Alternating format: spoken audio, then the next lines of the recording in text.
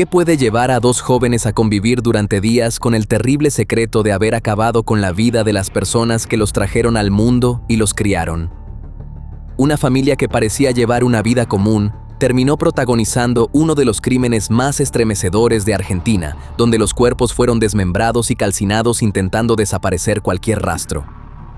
Detrás de aquella casa se escondían años de conflictos, resentimientos, relaciones familiares poco convencionales y versiones que cambiaban constantemente.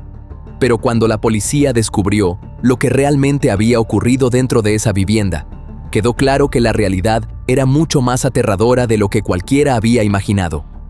Quédate hasta el final del video para conocer todos los detalles. El caso de Ricardo y Miriam. Todos los días convivimos con la maldad. Somos testigos de la parte más oscura del comportamiento humano. El sufrimiento provocado por un individuo a otros es algo latente en nuestra sociedad. En Investigadores Criminales nos adentraremos en ese lado oscuro de la humanidad. Traeremos a la pantalla los más perversos crímenes y trataremos de entrar en la mente de esos seres que cometen los más terribles actos. Yo soy Mario y el día de hoy te traigo otro caso más. Pero antes de comenzar, quiero que me digas desde dónde nos estás viendo. Nos gusta mucho saber hasta dónde llegan estas historias. Tampoco olvides dejar tu me gusta y compartir este video si crees que a alguien más le puede interesar. Y ahora sí, comencemos. El 13 de septiembre de 2015, una denuncia por la extraña desaparición de una pareja llevó a la policía hasta una vivienda ubicada en la localidad de Pilar, en la provincia de Buenos Aires, Argentina. En un principio, los agentes esperaban encontrar alguna pista que explicara por qué Ricardo Klein y Miriam Kovalchuk llevaban 10 días sin dar señales de vida. Sin embargo, lo que descubrieron dentro de la casa superó cualquier sospecha. Durante el allanamiento, los investigadores comenzaron a detectar indicios de que allí había ocurrido un hecho violento. En uno de los ambientes encontraron un balde de pintura de unos 20 litros que parecía fuera de lugar. Al inspeccionarlo, descubrieron en su interior fragmentos de restos humanos, parte de una pelvis, vértebras y cabellos rubios que, por sus características, coincidían con los de Miriam. La inspección continuó con pruebas de luminol que revelaron una gran cantidad de sangre oculta en distintos sectores de la vivienda. Las manchas más importantes aparecieron en el dormitorio de la pareja y en la cocina. En la habitación, la distribución de la sangre indicaba que una persona había sido atacada mientras permanecía sobre la cama y que luego alguien había intentado limpiar cuidadosamente la escena. En el colchón todavía permanecían rastros visibles imposibles de eliminar. Para comprender cómo aquella vivienda terminó convertida en el escenario de un doble homicidio, era necesario retroceder varios años. Ricardo Ignacio Klein había enviudado tiempo atrás y trabajaba en el negocio de la compra y venta de chatarra. Tenía una hija llamada Karen, quien, tras la muerte de su madre, había quedado viviendo con sus abuelos paternos. Miriam Esther Kovalchuk, por su parte, era oriunda de la provincia del Chaco y se había establecido en Buenos Aires junto a su hijo Leandro, nacido de una relación anterior. Trabajaba como empleada doméstica dentro de un barrio privado de Pilar. Ambos se conocieron en 2003 y comenzaron una relación que avanzó rápidamente.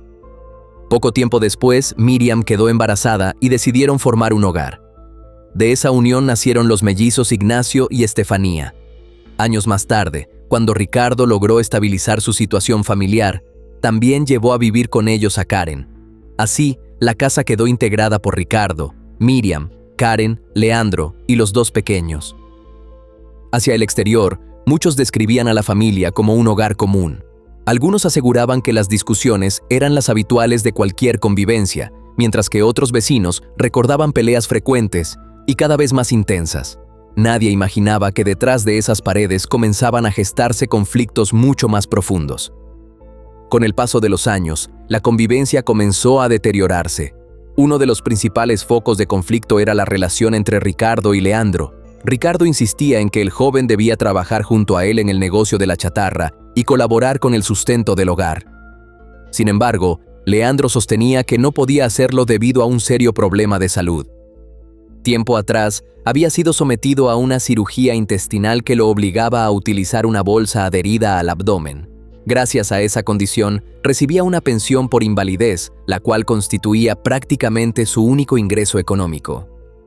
Ricardo nunca aceptó del todo esa explicación, y las discusiones entre ambos se hicieron cada vez más frecuentes.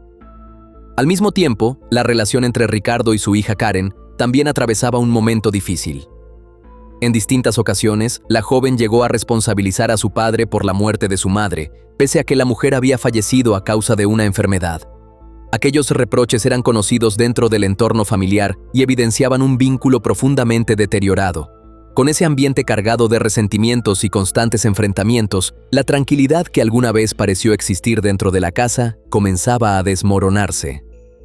En medio de ese ambiente de constantes tensiones ocurrió algo que sorprendió incluso a las personas más cercanas a la familia.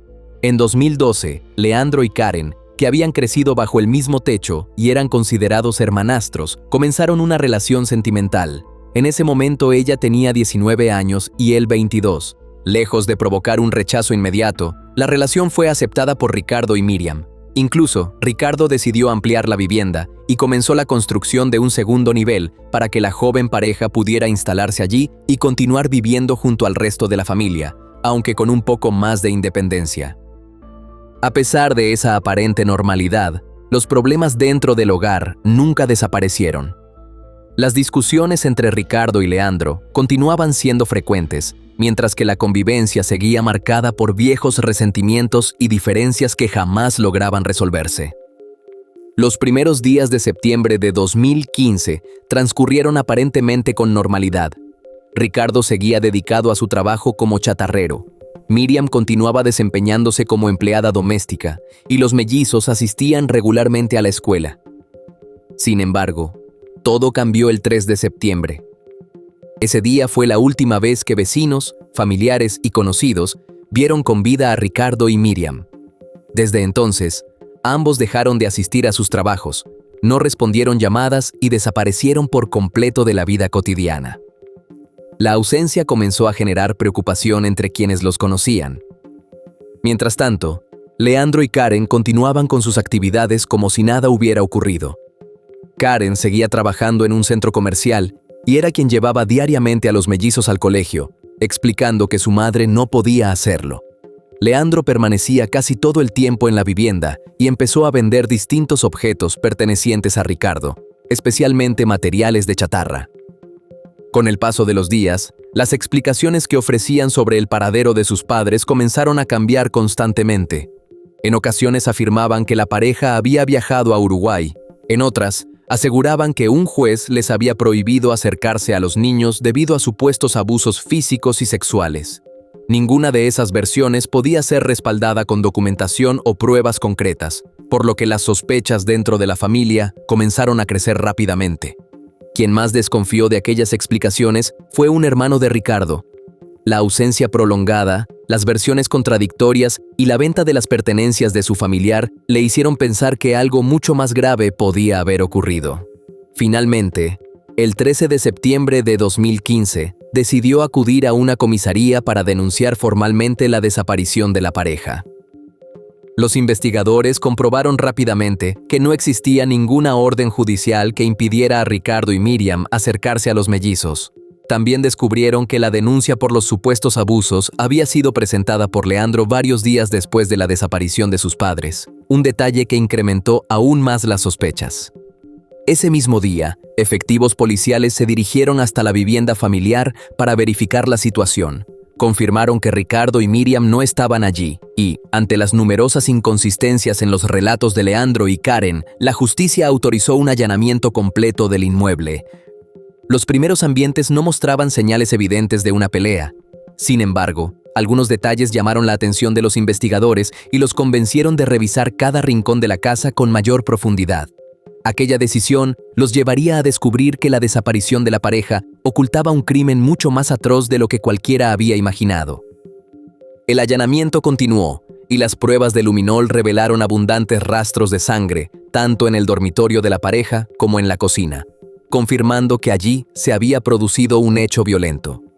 Pero el hallazgo más importante llegó gracias a un testigo. Un hombre declaró que días antes Leandro le había pagado para trasladar varias bolsas de basura muy pesadas hasta un descampado, pidiéndole que no las abriera porque desprendían un fuerte olor. Con esa información, la policía se dirigió al lugar indicado. Allí encontraron 16 bolsas con restos humanos completamente calcinados. El estado de los cuerpos impedía conocer en ese momento su identidad o la causa de la muerte, pero desde ese instante la hipótesis de una desaparición voluntaria quedó descartada. La investigación pasó a tratarse oficialmente de un doble homicidio. Tras el hallazgo de los restos, Leandro y Karen fueron detenidos, mientras que los mellizos quedaron bajo resguardo de las autoridades. Poco después, Leandro confesó haber matado a Ricardo y Miriam. Aseguró que Karen no había participado y afirmó que todo había ocurrido porque Ricardo, supuestamente, abusaba física y sexualmente de Estefanía. Según su versión, decidió enfrentarlo por ese motivo y lo mató, mientras que Miriam habría muerto al intentar intervenir durante la pelea. Durante el allanamiento también fueron secuestradas 2 hachas, un machete, una escopeta, cerca de $8,000 en efectivo y las zapatillas de Leandro con manchas de sangre. Los análisis de ADN confirmaron que tanto la sangre encontrada en la vivienda como los restos calcinados pertenecían a Ricardo y Miriam. Aunque Karen fue liberada por falta de mérito, la investigación sobre su posible participación continuó abierta. Mientras Leandro permanecía detenido, la investigación se concentró en verificar si era cierta la razón que había dado para justificar el crimen. Los restos de Ricardo y Miriam fueron sometidos a distintos estudios forenses. Los especialistas concluyeron que los cuerpos habían sido quemados después de la muerte con la intención de ocultar el crimen, aunque el estado de calcinación impidió establecer con precisión cómo habían sido atacados. Al mismo tiempo, Ignacio y Estefanía fueron examinados por médicos y psicólogos. Los informes fueron contundentes. Ninguno presentaba señales de abuso físico, sexual o psicológico. Con esos resultados, la principal explicación ofrecida por Leandro perdió prácticamente todo su sustento y la investigación comenzó a tomar un rumbo muy diferente. Al quedar descartada la hipótesis de los abusos, la defensa de Leandro comenzó a centrar su estrategia en su estado mental. El joven fue sometido a distintas evaluaciones psiquiátricas para determinar si comprendía la gravedad de lo que había hecho. Los resultados fueron contradictorios. Uno de los especialistas sostuvo que padecía un trastorno psicótico y debía ser considerado inimputable. Otro concluyó que entendía perfectamente la criminalidad de sus actos y que fingía lagunas de memoria para evitar una condena. Un tercer perito no logró llegar a una conclusión definitiva. Ante la falta de consenso, el juez resolvió que Leandro era imputable y debía enfrentar el juicio. Mientras tanto, Karen continuó en libertad, a la espera de que la justicia definiera si había participado en el crimen. El juicio oral comenzó en octubre de 2019, 4 años después de los crímenes. Hasta ese momento, Leandro había sostenido que él era el único responsable de las muertes. Sin embargo, al declarar ante el tribunal cambió completamente su versión. Reconoció haber matado a Ricardo, pero aseguró que Karen había sido quien disparó contra Miriam. Según su nuevo relato, después del primer crimen, Karen tomó un arma y efectuó 3 disparos contra su madre. La versión sorprendió al tribunal porque contradecía por completo su confesión inicial. Karen, por su parte, había declarado que encontró a su madre herida e intentó ayudarla, pero que fue Leandro quien volvió a dispararle. Aunque ambos coincidían en que los hechos ocurrieron entre el dormitorio y la cocina, sus relatos eran incompatibles sobre quién había matado a Miriam. Tras escuchar la nueva declaración de Leandro, el tribunal ordenó la inmediata detención de Karen, quien hasta ese momento había permanecido en libertad durante todo el proceso. En el juicio también declararon amigas y compañeras de trabajo de la joven. Varias coincidieron en que, durante los días posteriores a la desaparición de sus padres, Karen se mostraba tranquila y actuaba con total normalidad.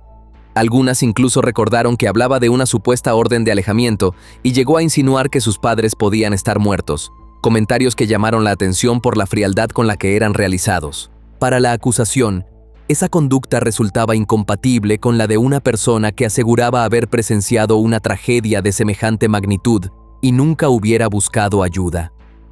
Esos testimonios terminaron reforzando las sospechas sobre su participación en el doble homicidio.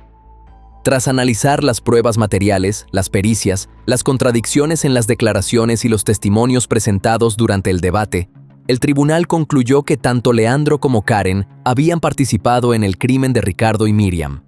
Los jueces también consideraron que Leandro comprendía plenamente la gravedad de sus actos y que había modificado su relato en distintas oportunidades para intentar disminuir su responsabilidad y desviar la investigación. Respecto a Karen, entendieron que las evidencias reunidas demostraban que su participación había sido mucho mayor de la que sostuvo durante todo el proceso. En octubre de 2019, cuando Leandro tenía 25 años y Karen 22, fueron declarados culpables del doble homicidio y condenados a prisión perpetua. Los mellizos, por su parte, quedaron bajo la custodia definitiva de una tía materna. Aunque la condena puso fin al proceso judicial, muchas preguntas nunca encontraron una respuesta definitiva. El supuesto abuso contra los mellizos quedó descartado por las pericias médicas y psicológicas, mientras que la hipótesis de un móvil económico tampoco pudo demostrarse de manera concluyente. Leandro llegó a mencionar resentimientos acumulados hacia su padrastro y hacia su madre, pero ninguna de esas explicaciones pudo ser acreditada durante el juicio. Karen, por su parte, mantuvo una conducta que alimentó las dudas sobre cuál había sido exactamente su papel durante los hechos. La imposibilidad de establecer con precisión la causa de la muerte de Ricardo y Miriam, debido al estado de los cuerpos, dejó vacíos que jamás pudieron reconstruirse por completo. Lo único que quedó claro fue que ambos fueron arrebatados de la existencia dentro de su propia casa y que, durante días, quienes convivían con ellos intentaron ocultar el crimen antes de que la verdad saliera a la luz. El parricidio de Pilar se convirtió en uno de los crímenes familiares más impactantes ocurridos en Argentina durante aquella década. No solo por la brutalidad con la que fueron atacados Ricardo y Miriam, sino por la compleja red de relaciones que existía dentro de la vivienda y por el esfuerzo realizado para hacer desaparecer los cuerpos y borrar toda evidencia. La historia dejó al descubierto una convivencia marcada por conflictos, resentimientos y versiones contradictorias que nunca terminaron de encajar por completo. Incluso después de la condena, el verdadero motivo que desencadenó el doble homicidio continúa siendo motivo de debate. Más allá del cierre judicial, el caso permanece como el relato de una familia que, detrás de una aparente normalidad, ocultaba tensiones que terminaron desembocando en un crimen tan violento que todavía hoy deja más preguntas que respuestas. Antes de terminar, quiero dejarles estas preguntas para conocer su opinión. ¿Creen que Leandro dijo toda la verdad sobre lo ocurrido o continuó ocultando parte de lo que pasó aquella noche? ¿Piensan que el verdadero móvil del crimen llegó a conocerse o seguirá siendo uno de los grandes misterios de este caso? Si este caso les pareció tan impactante como a nosotros, los invitamos a compartir su opinión en los comentarios y a suscribirse para seguir conociendo otros casos que marcaron la historia criminal. Y bueno, querida audiencia, hasta aquí una investigación más. ¿Qué opinan del caso de hoy? Nos gustaría mucho leer sus comentarios, ya que su opinión sobre los casos es muy importante para nosotros. Recuerden siempre hacerlo con el máximo respeto posible, tanto para la víctima como para los demás espectadores, y nosotros que los estaremos leyendo. Antes de irte, deja tu me gusta y suscríbete si aún no lo estás. Tampoco te olvides de compartir este video si crees que a alguien que conoces le puede interesar. Nos vemos hasta otra investigación criminal. Adiós.